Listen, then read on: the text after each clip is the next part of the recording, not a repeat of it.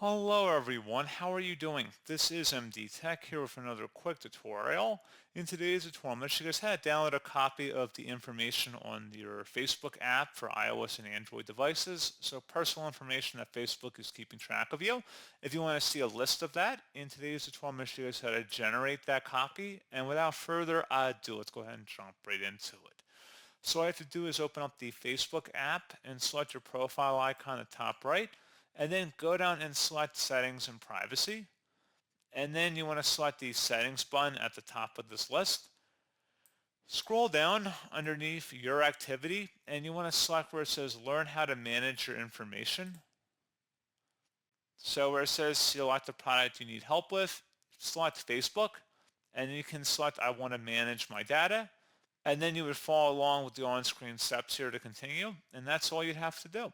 So pretty straightforward process, guys. And as always, thank you for watching. I do hope that I was able to help you out, and I do look forward to catching you all in the next tutorial. Goodbye.